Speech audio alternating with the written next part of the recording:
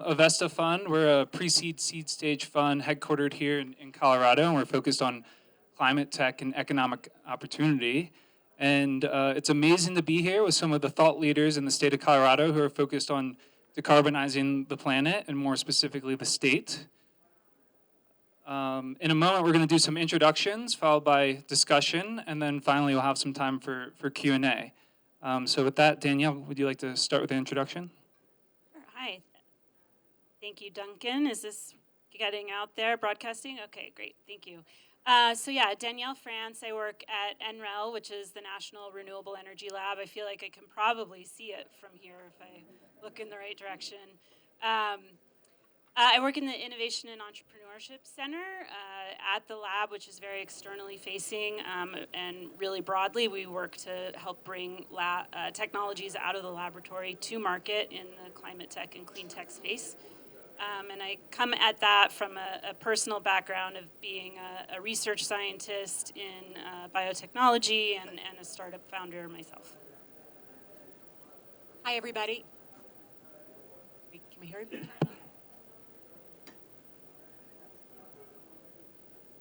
Okay. Yep. I'm going to hope you can hear me. If not, yell at me. Thank you so much. Hi, everybody. I'm Sally Hatcher. I am managing partner at Buff Gold Ventures, and we invest mostly in deep tech, so really challenging hardware and software data technologies, with some affiliation somewhere to the University of Colorado. So I've been involved in multiple startups, and then founded a couple of my own precision photonics and InBio-diagnostics. We now definitely invest in climate tech. Good example for us is Long Path Technologies, which is looking for methane emissions, and then tint window technologies, which is like really smart sunglass window for your commercial and residential real estate. Awesome, thank you. Hey everybody, I'm Kirsten Suddeth. I'm a general partner at a fund called Next Frontier Capital. We're an early stage seed Series A fund that focuses on B2B technology companies in the Rockies. Personally, most of my portfolio is in climate tech and also deep tech, similar to Buff Gold. We're in the competitor to Long Path, Bridger Photonics. And both out of CU. And we're also in a biomineralizations company that's using a material invention to seal fracking wells that are leaking methane. And then I'm also in a software company out of Boulder called Optera Climate, which is doing carbon accounting and emissions measurement for mostly Scope 3 large companies. I also have a founder background. Early on in my career, worked at a company that was bootstrapped. We were recycling used cooking oil as a feedstock for biodiesel. Then we started a local food distribution company called Source Local Foods based out in Broomfield, working with our local food and agriculture industries to get those products where they needed to be. And then have been on the investing side, so sort of ever since at Blackhorn Ventures, before Next Frontier, and then before that, Techstars.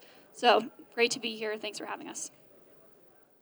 Great, thank you. Well, Danielle, to get us started, can you talk about what role national and university labs in Colorado, in the Colorado's climate tech ecosystem, and how expansive their footprint is within the state? Sure. So NREL has been here for 40 years. In Golden is the main campus, but we also have the Flatirons Wind campus on the way up to Boulder. NREL, for those who haven't checked in a little while, has been growing pretty rapidly and is now over 3,000 people. Most of those at the South Table Mountain campus, and really covering a lot more than the solar and wind beginnings of the lab. So there's work in geothermal, in carbon management, in plastics and circular economy, hydrogen. There's a big effort called electrons to molecules, which covers both the materials and fuels side of things. So, I mean, even as far as blue economy ocean technologies. So NREL really is a big impact across the technological spectrum for clean tech and climate tech. And then, you know, that footprint here in the state is pretty significant too as an employer. But specifically from the startup ecosystem point of view, we run a number of programs that provide technical founders with non-dilutive grants that they can spend at the laboratory. And so if you're a startup that has a pretty new idea that could benefit from some of the help at NREL, and that's anything from hands-on development in the laboratory to modeling to deployment plans. The programs that we run essentially give you money to do that and to work with the researchers and pay for their time to help you specifically. I'm going to just add to that because NREL works very closely with a lot of our large public institutions, such as the University of Colorado, Colorado State, and School of Mines. So there's all kinds of overlapping programs between them. A lot of technical innovation is coming out of our labs in Colorado. And that's interesting because there's a lot of technical founders there. They need business founders to help them and to help bring that technology out of the lab. So it's a really interesting place to plug into great ideas coming out and help bring them to fruition. Yeah, we have one program that specifically does that. It's called the Chevron Studio Program, and it takes a portfolio of IP that pulls from NREL, but also CU, CSU, and I think it's about 15 to 20 other institutions that are part of that from across the country. And you can get funding to write an initial business plan around one of those pieces of IP.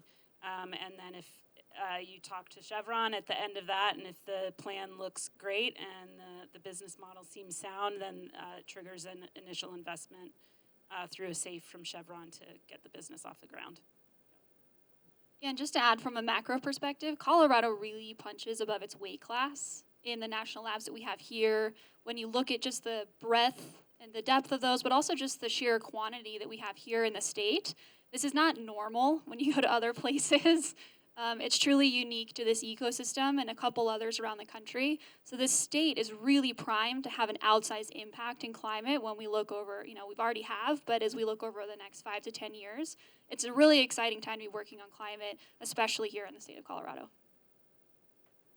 Great, thank you. And Kirsten, could you talk a little bit about the similarities and differences between venture capital funding for climate tech compared to traditional tech startups? Yeah, absolutely. So just on the investment side, obviously when you're looking for a certain kind of investment, you whether it's debt or equity or angel, you're often faced with the first choice of, am I going to go to a specialist fund or am I going to go to a generalist fund? Right, so a generalist fund would be like my fund. We look at all kinds of B2B technologies, and we have 4 partners, and the way that we run it internally is each one of the partners has some areas of specialty. And versus a specialized fund, like Buff Gold is a little bit more specialized. The whole fund is going to have a better understanding of their specific, same with Avesta, of their specific sector. And so just wanted to highlight a couple things to keep in mind, and how you'd think about that choice of who you're targeting and how you approach them. So there's a few questions I think you should always ask any investor, and that's, what sector do they invest in? What stage do they invest in? What's their check size? Do they lead or do they primarily follow in equity rounds? Do they have a reserve strategy? So if they make a first investment, do they have money reserved to help you get to the next round or to be a pro rata investor in the next round of financing? And then how do they help? How do they work with founders? Are there certain value add things that they have as part of their network? And then when you think about also approaching now a climate-specific fund, I think there's a few more things that you should be asking and considering. So the first is, does the fund have specific impact metrics that they underwrite to, right? So are they, with every investment that they want to do, trying to see a certain carbon reduction in a time period, or are their impact metrics more socially governed, or what is it that's the impact story that they have, and how do they measure that? That can help you think about the impact, that your company is having and how to position that correctly for the fund. Second thing is, and this is becoming more and more common, and I love this, is I'm seeing more and more funds team up or create project finance vehicles alongside the equity fund. This is huge, right? If you've done work in climate, so much is developing real assets that requires project finance capital, and that can be really tricky and expensive to get at an early stage company. So if you can find an investor, if that's a need for your business that also has that project finance capital, highly recommend that. Then third thing is, what's the familiarity of the fund with non-dilutive capital? So coming out of labs or coming out of grants, coming out of SBIRs, that's a whole world that can be a little tricky to navigate. And so if you have an investor that understands that, has had founders that have gone through it, that can be a big value add for you. And then the final piece is just the timeline of the fund, right? A lot of the things that we're working on in deep tech and in climate take longer, right? They take longer to get to a scale that is going to be really interesting for a venture investor. And so I'm seeing some funds innovate and raise longer funds or raise evergreen funds. That can be an advantage to you as a founder, if that makes sense for the business that you're building. And then from a more macro perspective, I think it's useful to know who are the fund's limited partners. So who are our investors? Because what I've seen from a lot of my founders that take money from climate tech funds is oftentimes those investors can be really, really helpful, right? They could be big corporations that have programs that you can tap into. They can have expertise. They can really open up your network as a founder. So I think that's always a useful thing to consider. And then the fourth is, in general, when you're comparing sort of any kind of fund you want to work with, always get references. So always ask to talk to founders that the fund has worked with before so that you know what it's like to work with them. Amazing, thank you. Danielle, how do you compare and think about the different milestones for hardware versus software climate tech companies? How do we think about them? I'd say, we tend to work more with hardware companies, but we really do have a mix in our programs. And that's because I think in clean tech and climate tech, obviously hardware is going to be very important. There's also many companies that have both, right? So you can think of the example that the Tesla is hardware, but it has 1 million lines of code running it. It's a rolling computer. And so that, you can also think of almost any hardware that goes onto the grid or any software that goes onto the grid. It's almost always doing that through a sensor or some piece of hardware that also has to be deployed. So there's definitely a lot of crossover. The software, when it comes to our programs, I think the milestones for hardware and software tend to, they line up. They're not too different, I suppose, in the way that they come through NREL, because they all can find kind of key technical assistance at the laboratory. One example, we have a company that's doing home decarbonization. And so bringing in heat pumps in a way that's really seamless and easy for the homeowner. That involves a lot of using the Open Studio tool that was developed at NREL to be the engine for the app that they send out to the homeowner. So that's a significant modeling project that happens through our Westgate program. At the same time, there's a company coming through there. I don't know if you would call this hardware in chemicals, but it's still deep tech or tough tech that is building a new polymer that can go all the way back through chemical recycling back to the monomer level, be repolymerized, and therefore be same essentially virgin quality material to outcompete things that get mechanically recycled and degrade every cycle. So I'd say for our programs, because they're so early stage, the tech development, hardware, software, it's all difficult, and all has a place at the lab to get assistance from some of the experts there. Yeah, but I think you might have a different answer. Pivot on that just a little bit. We do mostly hardware because our fund was built around the idea that there's an unmet need for hardware money in the state. Hardware is hard. It takes longer. It's more expensive. Building out labs is expensive. De-risking the technology just takes more time. So when I look at companies coming in for hardware, I'm really looking for the simple, clear steps to de-risk that the technology is going to do what you say it's going to do. So, for instance, I just invested last week in a semiconductor company that wants to outcompete lithium niobate. They have to prove that they can meet the metrics of lithium niobate before they get more funding. So there's a very clear path for them, and it's simplified, and it took a lot of thinking, a couple of years of iterations to get them to where they could do that very simply. So that's what I look for in hardware. In software, it's a different matter. So software, it's a lot easier to talk to customers very quickly, to have a basic platform, to do A/B tests, and to get earlier traction. So I think Kirsten and I would both say we are looking for customer traction as early as possible with software, that somebody's trying it, liking it, and it's really meeting a shark bite need for them, that it's important enough that they want to engage with a very early startup to get this product from it. Great. And Kirsten, what is the role of government in climate financing, and how does the IRA affect all of this? And what are maybe some opportunities that you've seen within the IRA? Well, that's a big question.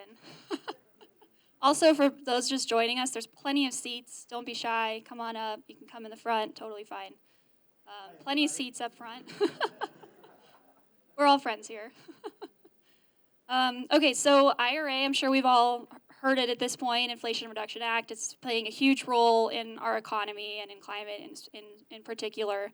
I thought I would break it down just a little bit so that we can see, we all see the 1.7 trillion big spending number. What does that actually mean? How do we find those funds? Where is it going? And happy to talk a little bit about that in a level of depth that's hopefully useful today. So about 2/3 of that spending is in the form of tax credits.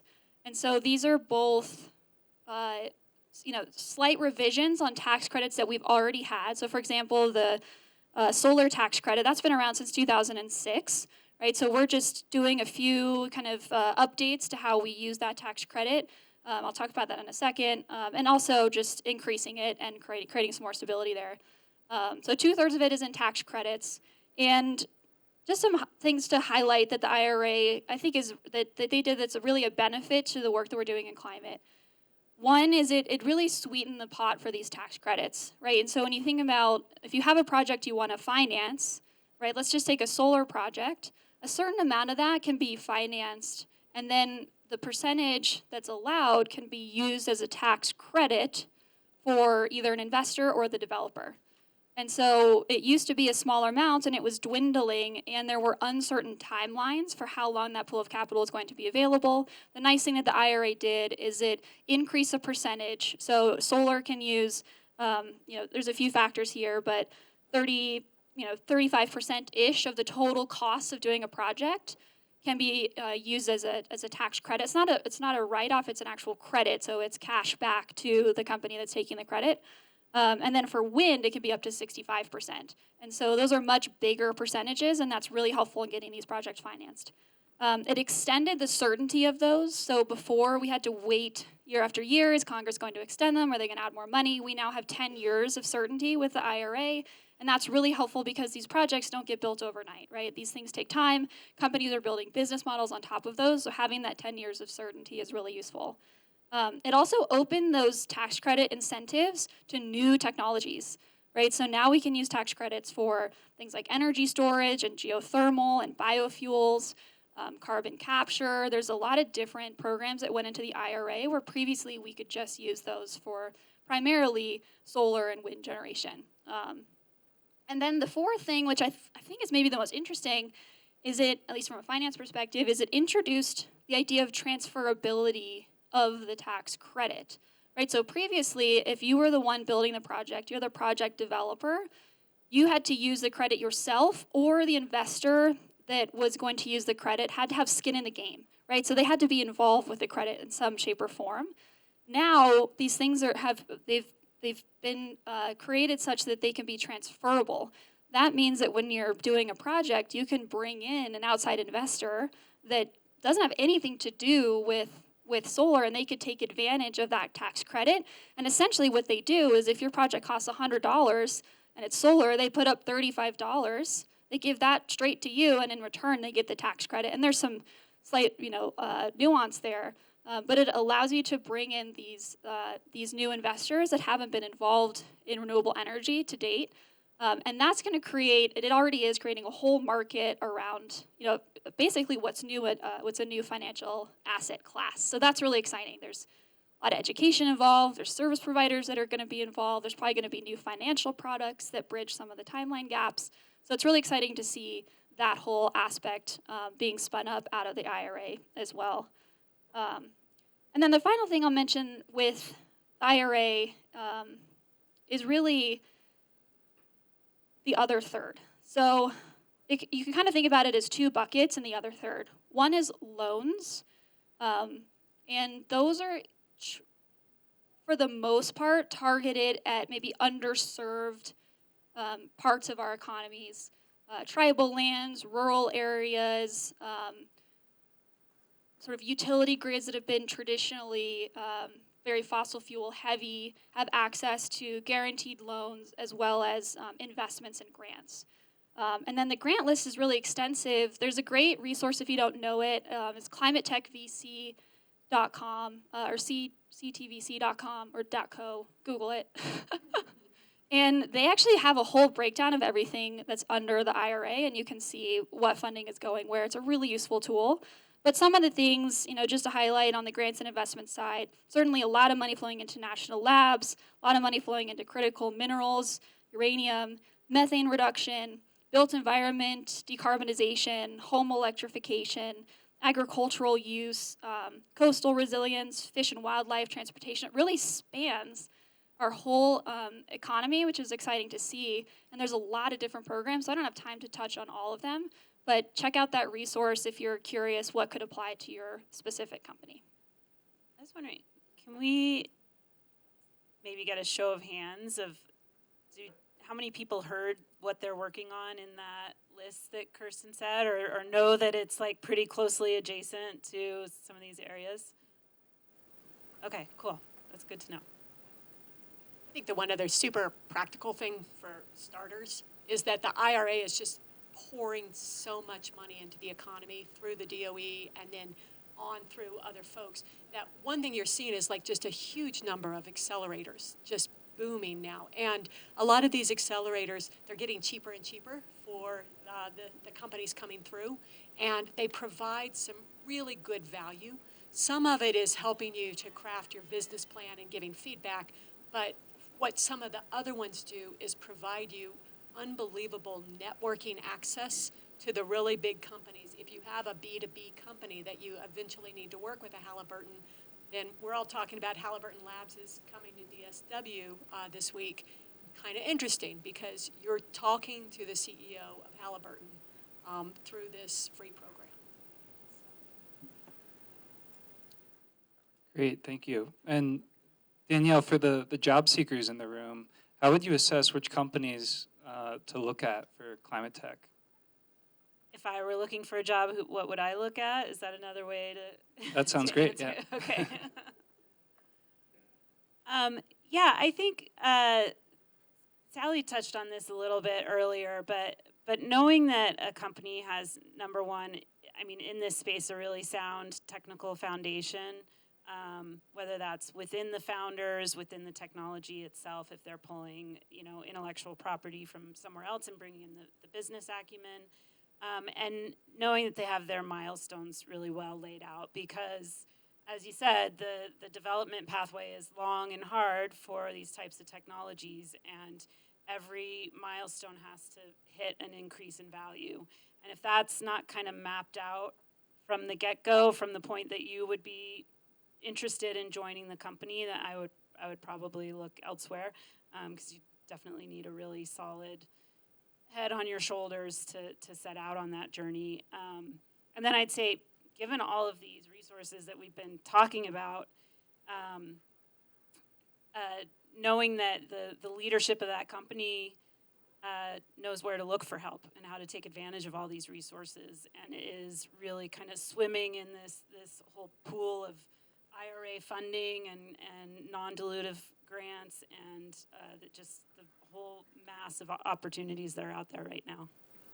I'll add on to that just a little bit because that's a great answer. My number one rule with all startups is don't work with jerks. You are all past that at this point. Don't do it. If people don't have incredible integrity, they're not going to get better. Go ahead and bail up front, find somebody else, spend your time in a great place, and have a good experience, whether the startup works out or not. Second thing to that is look for a startup that you think really understands their market and that need. So, the business school term for that is a product market fit. But make sure that you think that they really understand what the industry needs and then that they're really addressing that in a good way. And that is a hard question. It is what every founder goes through, and companies evolve and pivot as they don't get it right and they try it again.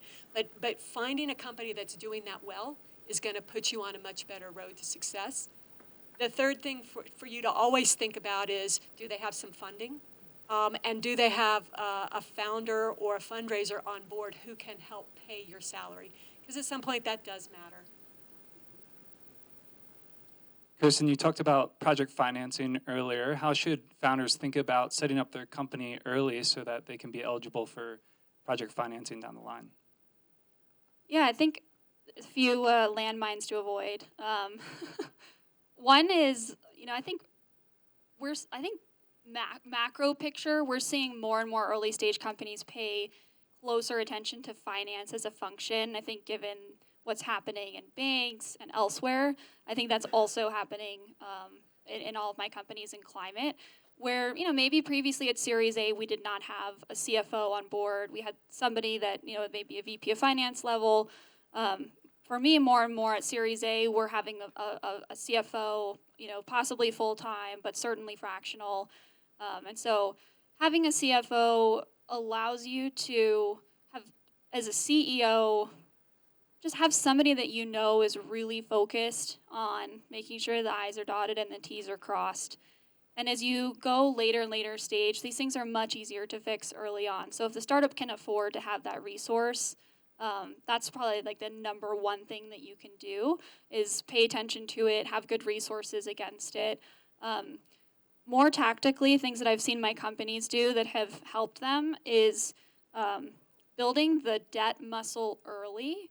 So project finance has different levels, but debt is debt. You have to go get it, and you have to pay it back at its simplest form. And for companies that think they will need to use it, there are forms of debt that you can get, and I'm mostly here on the B2B side, that you can get if you have maybe $1 million of revenue, or you have a key hardware milestone that you need to reach, or you're in healthcare, you have to reach that next milestone, and having it there, going through the process of negotiating those terms, understanding covenants that you need to meet, and just doing that relatively early in the company's life cycle in a safe way is really helpful for then if you have to go out and get a much bigger facility, you're just going to learn a ton by going through the motions at least once. So definitely that's something that I have all of my Series A companies do. Even if they don't need it, get a little bit of debt and understand how it works and how to meet the covenants and mature the finance function so that by the time we need it, we're ready for it. And then the third thing is really just on the relationship side. It's great to build these a little bit early, and it's great to have multiple options. I had a company that was really, really excited, thought they had the right project finance. They needed a $200 million vehicle after they kind of outgrew their mid-stage vehicle. And then it was Credit Suisse, and then we all know what happened there. And so they had to start from scratch again, and it really probably set the company back like 6 to 8 months in their growth trajectory. And had they had multiple relationships going into that and had an option to kind of fall back on, even if it wasn't their top choice, they would have saved that 6 to 8 month delay. So building relationships with multiple potential partners early in the company's life cycle is something I ask all my companies to do if they might need project finance. And then the fourth thing is a little more tactical, but if you're taking non-dilutive funding, from an accounting perspective, consider separating that from your commercial strategy. And so if you're in a company that has both non-dilutive R&D funding and also a commercial strategy, you're earning revenue for your product. We ask our companies to keep, it's in the same QuickBooks, but just keep a separate account for both, because you're going to need to show that later on, both if you want to get more non-dilutive funding, how you're spending it, but also on the commercial side, if you want to get traditional debt, they're going to want to see those things separated out. Easier to do at the beginning. And just a comment, if you flipped out listening to all of that, there really is good help for this. So accelerators have a lot of great mentors around this. And then Richter and VCFO is the top two I can just name off the top of my head that do fractional CFO work. They can help you. The two that I just named, Richter, RICHTR, and VCFO. And I don't want to be discriminatory so people can like throw up hands. There's a lot of fractional CFOs.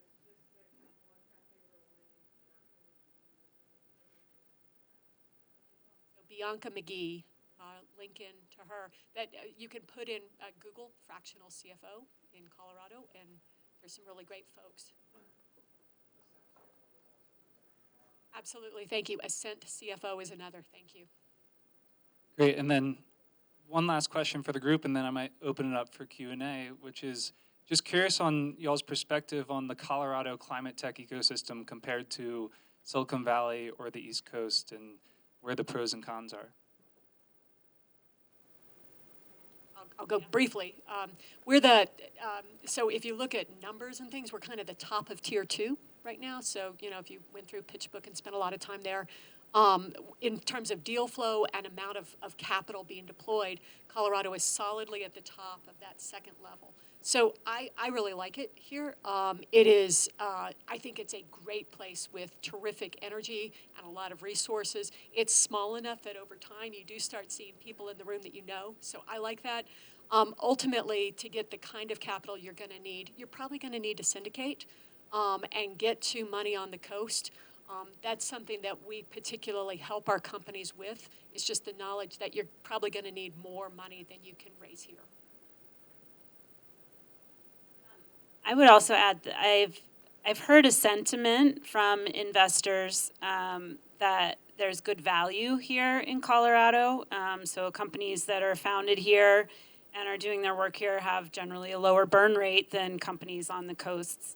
And so that is kind of a thing that's out there among the investment community, that places like Denver and Chicago and St. Louis and Texas are in that pool of kind of higher value for the money investments. And then I have to talk about Industry Growth Forum.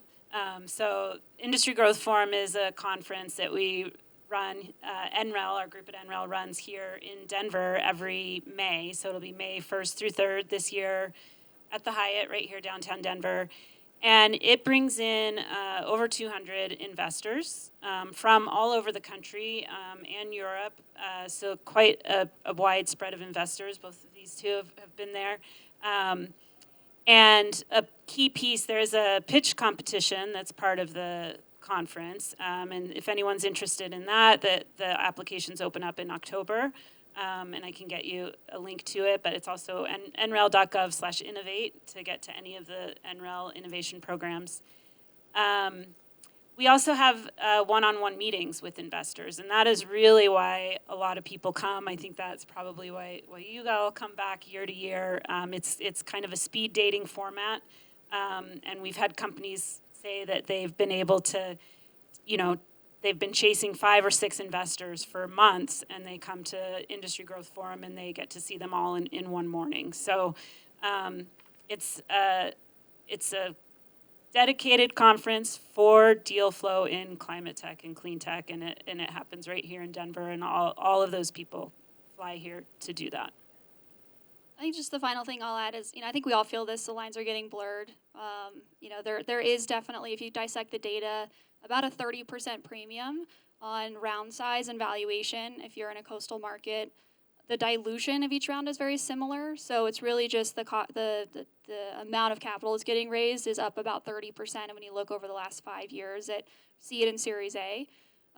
If you look middle of the country versus the coasts, but Colorado is attracting amazing talent on the founder side as well as the investor side. And I mean, like I see Haley here from Blue Bear. They have offices in California. I see Cameron from Blackhorn. They're in New York and California and Denver.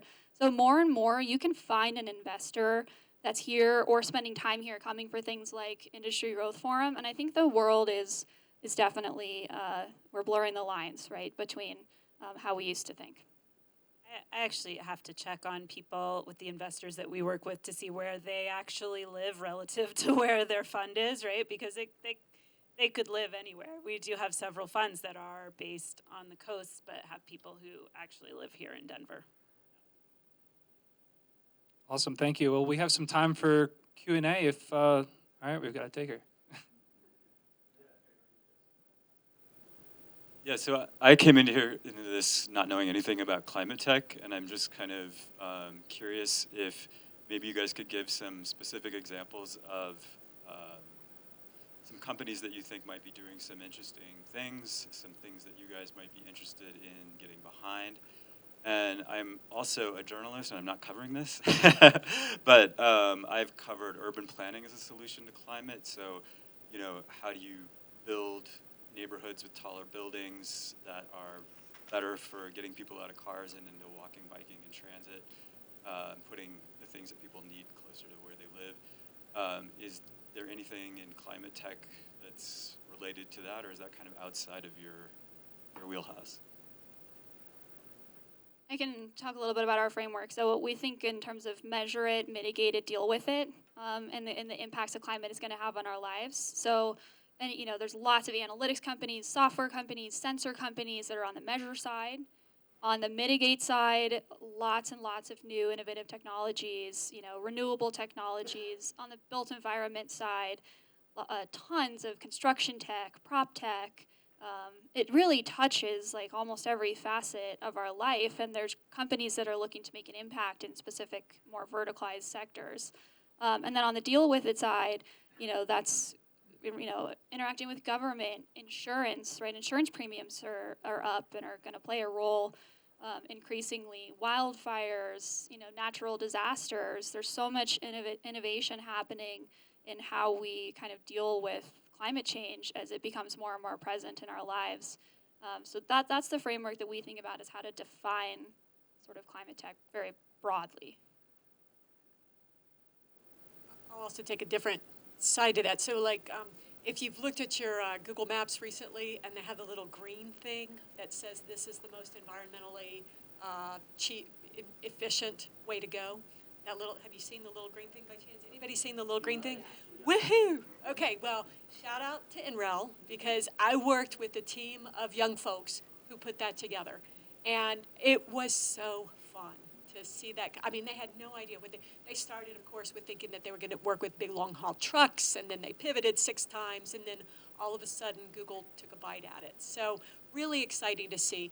I guess my point is that there's so many different ways to get involved with climate. And when you talk about urban planning and taller buildings, I have a company coming out of CU who is making better GPS that will actually work down in the silos that occur when you have the skyscrapers and you can't get your cell service and nowhere to go downtown. So, you know, can you get better repeaters, better new technology on that? So there's, in a way, it's pick your passion, pick what you truly are interested in, and fundamentally, we all back people. We back teams who are doing great work, and that's maybe an easier lens. Yeah, I would say, yeah, all of the above falls under it, and most of it is in NREL's mission space.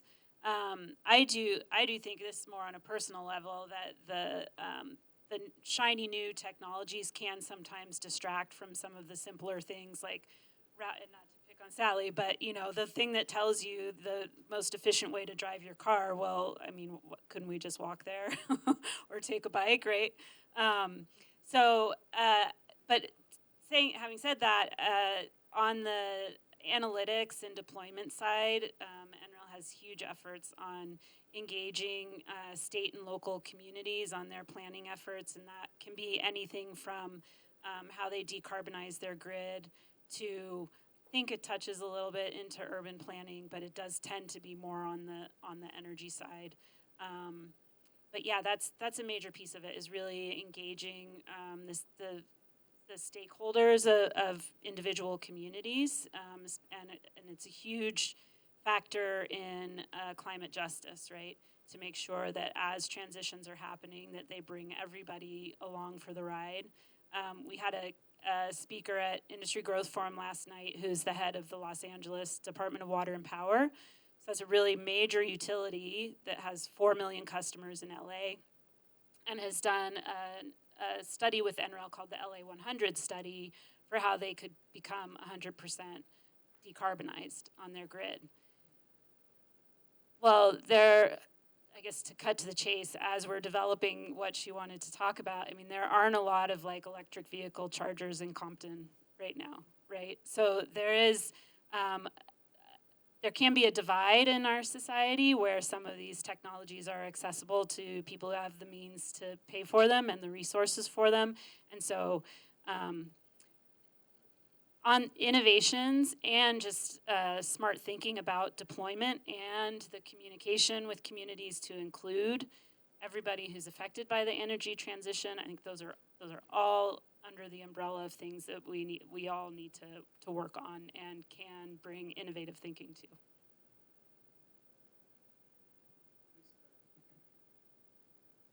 Thank you. This is a great panel, and I also know nothing about climate tech, so I'm here to learn. But I work in age tech, and I coach companies who are developing tech for social determinants of health. And the reason I wanted to come hear what you had to say today is because we also have this like slow growth, right? Because it takes time to serve social determinants of health. And what you were talking about, impact measures. When I talk to the companies that I work with and connecting them with VC, it's hard for me to understand sometimes the calculation a VC makes. Like, who am I going to invest in and why? And when we work in social determinants of health, we have different ways of measuring our impact. It's not always solid numbers, right? It's like social return on investment and, you know, the world will be better in 30 years if we invest in this now. So you were talking, Kirsten, I think, right? Kirsten, about, you know, your social or your impact metrics and what that looks like for VC. So for any company that is building on this like social impact model, what recommendations would you have for understanding, you know, what a VC wants from the social impact of their investment? Like, how can we speak the same language there? Yeah, it's a good question. I'll also put a plug for VC Days on Thursday. So we have tons of panels if you're just interested more broadly in the mindset of an investor and what we look for. I think one important factor to address in your question is the VC concessionary or not? And what I mean is, what kind of returns are they looking for, and what do they put first in their filter for how they're going to invest? Most VCs are capital allocators. We're looking for the best deal. We're looking to earn a great return on our investors' money. And then there's another subset of VC investors that are looking to make an impact as the primary role for what they use their capital for. And then, of course, they're also looking for returns. But if they had to choose, are we going to do this company because it's better financial returns, or this company because it's better impact? The concessionary stuff will choose the impact. The non-concessionary will choose the returns.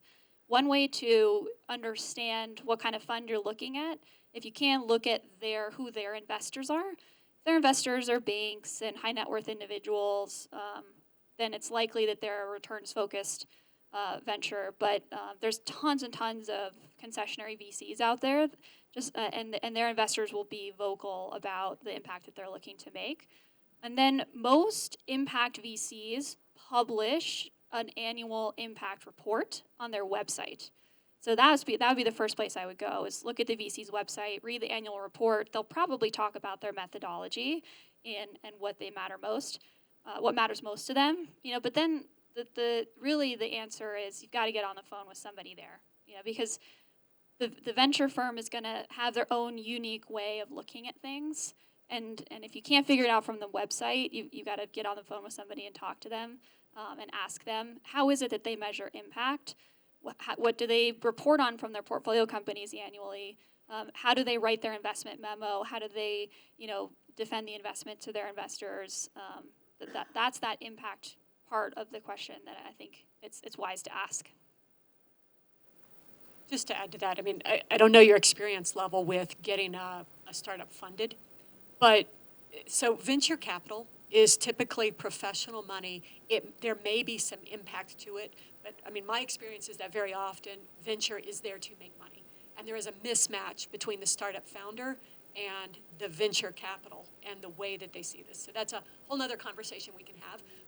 But some of the other things you might look at are angel investors, because angel investors are personal investors of their own money who often are very interested in, you know, the impact of what they're doing. And it's a easier conversation to figure out if they have an interest in what you're doing. So again, you know, Rockies Venture Club is a great example. Denver Angels, there's a bunch of TIE, isn't it TIE?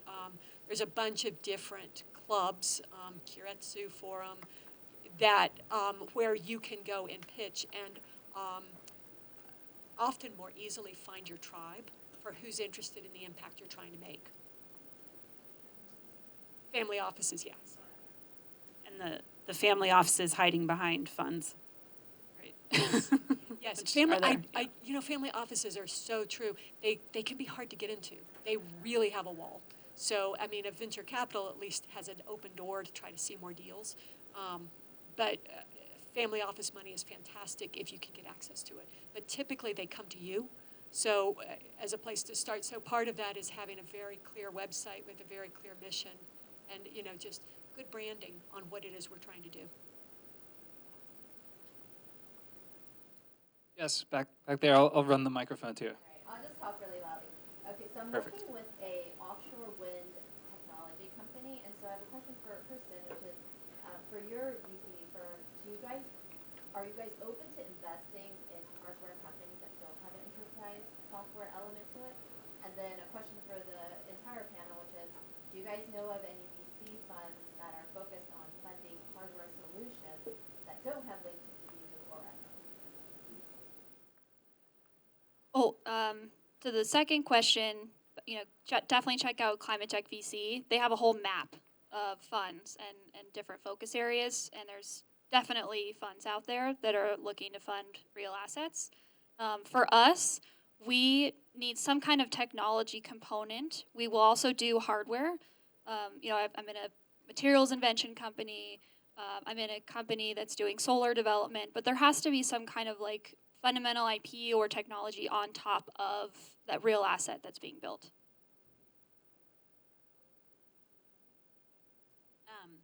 If you go to nrelforum.com, that's the website for Industry Growth Forum. We list everybody who comes to the forum, and there's a link in there on the investor page. You can get to a Notion table that you can sort investors by check size, stage that they invest, technology interest. I will put a disclaimer on that a lot of the investors are very broadly interested in different things, and so you usually have to dig in a little more to see what they're interested in investing in, like in the next 6 months. But that's one resource that you can take a look at. And another one is VC Day. A third one would be SOSV is a fund that runs an online virtual summit. It's free. It's next week. So they do a big piece of that summit is like half-hour sessions that are meet and greets with different funds that invest heavily in climate tech.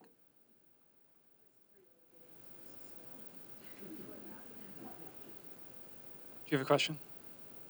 Yeah, go ahead. Yeah.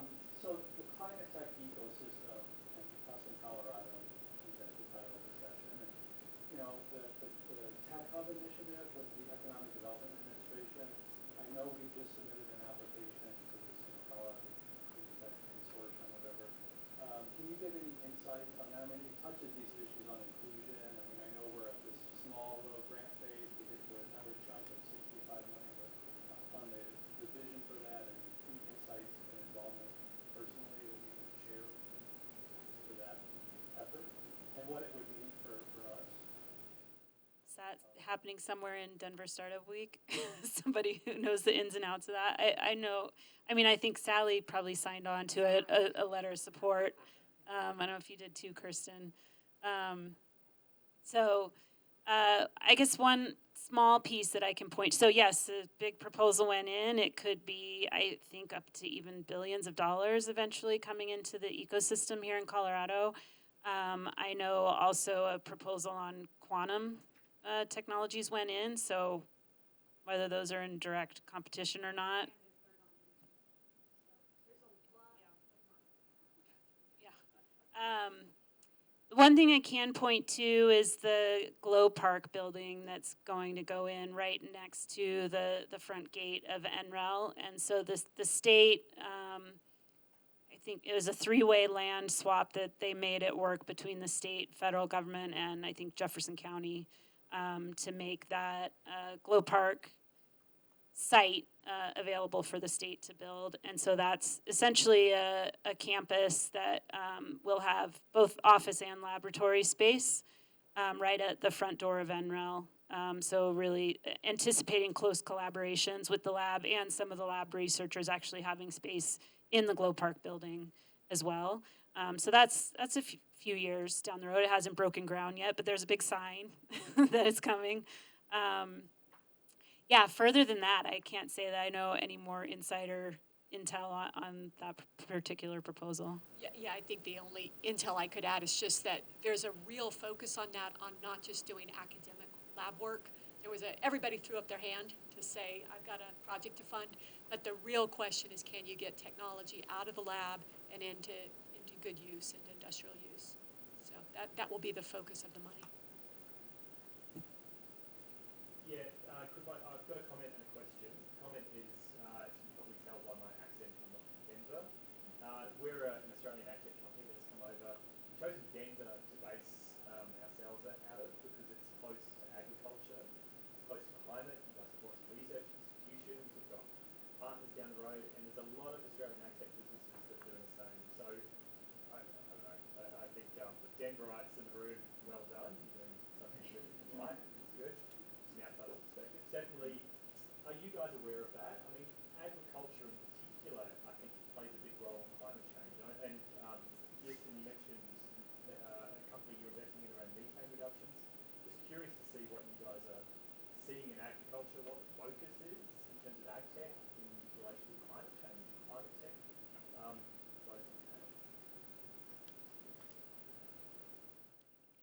Yeah, I love the Aussie Denver channel. Like, that's a real thing, and it's really fun to see.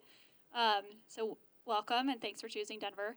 The second piece is, there's obviously a huge overlap of, a big change, really, that we need to see in our agricultural systems that address numerous aspects of climate change. From the venture capital perspective, we have found it challenging as a place to invest because of the dynamics of the market, where you have historically a lot of agriculture is consolidated into, handful, dozen, maybe big, large companies that don't necessarily have the right incentives today to change practices. But we definitely need innovation in those sectors. It just hasn't been something I've seen venture tackle in a big way, at least yet. And so I think we need alternative funding.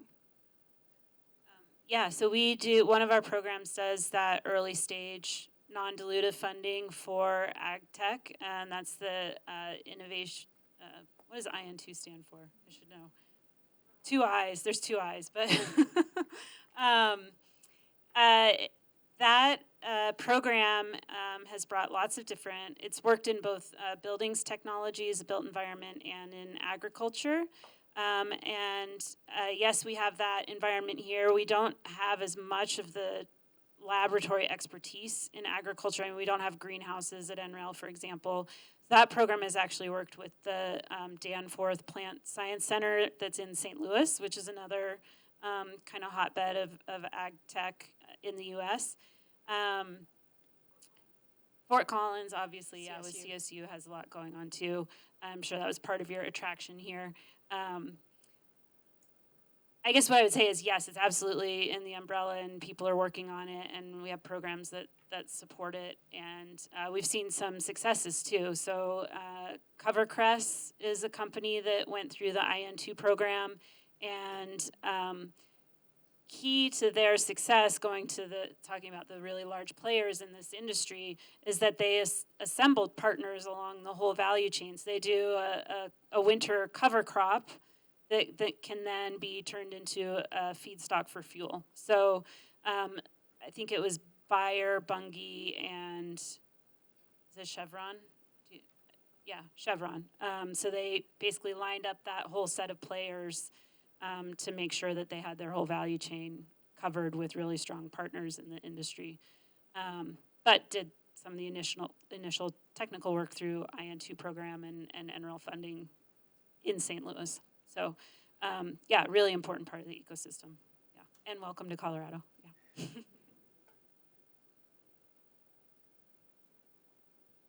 We've got time for one more question if there is one. Yeah, how about you go ahead? I think the gentleman in the front started the conversation, but maybe we can highlight some of the best companies or sort of the most promising companies that you see in the ecosystem and Colorado-based, just for the room to know. You're asking us to play favorites with our. Yeah. Electrosteel's a pretty interesting one here in Boulder that's not, and I'll try to go outside of ones that are in the NREL portfolio. That's one that we've talked to, and they've spoken at some of our events, which is really great, but we haven't funded them specifically. But that's a low-carbon steel manufacturing. They have a special electronic furnace way of doing that. I'm sorry, I don't know more of the details on it. Yeah, maybe we should. Yeah, so in Boulder, there's two home electrification companies to highlight. One's called Elephant Energy, another one's called Helio Homes, both doing amazing work. And it's basically, if you're a homeowner, it's sort of your one-stop shop for like, how do I electrify my house? What's my roadmap? What will it cost? Who do I use to do it? How do I get the tax credits? So it creates a really seamless product. I've used it. I'm not an investor, but I've used the platform in my home when we did our home electrification, and it's an ongoing process. One of our portfolio companies based in Durango, Colorado, is called King Energy. What they do is Blackhorn portfolio company too. Thanks, Cameron. If you think about the solar landscape, there's residential solar, there's commercial solar, and then utility scale solar. So they're focused at commercial and industrial, but they're focused on an area that hasn't had a lot of activity yet, which is where you have a multi-tenant building, because you have mixed up incentives. You have a property owner that passes on the cost of the utilities to their tenant, and then you have tenants that might not be there long enough or might not have enough sway from the property management perspective to get solar on the roof, but they may have mandates on green energy from headquarters. And so what King does is they come in and they develop the solar on the property. They rent the space from the property owner, so the property owner gets income for the roof space, and then they sell the electricity to the tenant at a 10% discount. And so it's sort of a win-win-win, and then King holds those assets and creates securities out of them long term. And so they become almost like a fixed income asset for the investors that own those securities. And they use tax equity and all the above. So those are two fun ones to highlight. The picking favorites problem. There are there are a number of building materials companies that are making some good progress. And I find this interesting because it turns out to be so much harder to create new concrete or something than you'd think. The building permits, like literally write it in, you need to use Portland cement, which is the standard stuff. And it's crazy hard. So innovating around how to actually get cool new building materials in, that's interesting to me. And we've got several companies up in the Boulder to Fort Collins corridor doing that. I really love the battery companies just because it's hard. But we've had some really nice successes on the Front Range. Solid Power was a good success. And there are another one expected pretty soon to come out of CU that they're still in like formation, so they don't have a name yet. But I think that, in terms of hardware, they are, I love watching them, but those sorts of things in some ways are a decade out. So there's a great little OMC hydrogen coming out of the university making very cool hydrogen fuel in a neat way, but my goodness, that's a long-term play. So if I were personally going to jump into something, back to your question, I would probably be looking for somebody who's doing a little more of the integration of some of these sensors and tools are available today for homes or for businesses. How do I get them to people? And creating kind of that last mile of delivery to utility. I think that there's a real need for that and a real opportunity for a small up-and-comer to jump in. A lot of VCs want to exit in 5 to 7 years, like the climate or like regulatory environment. What's your plan? You've nailed that. So probably yours is a 10-year fund. Mine is a 10-year fund. We know it will go longer, but 10 years is the standard. So one of the things you're trying to do is, back to that first point of simplify your milestones, make them smaller and cleaner so that people can see traction and figure out how to invest. Like hydrogen's just really hard. I shopped it on the coast and they're like, no, we're not about to do hydrogen. A couple of them will. Breakthrough Energy Ventures will, because Bill Gates wants to fund a moonshot. But so if you're going to do something that's that hard and takes that long, really look for small, discrete chunks of what you can do to move the meter in order to get people interested. That said, we have a hydrogen company here in Denver that just came out of stealth with $90 million in funding this year. So geologic hydrogen. And Fortescue, Future Industries is here in a big way. Yeah, absolutely. All right, well, that's our time for today. Thank you all so much for your thoughts and insights.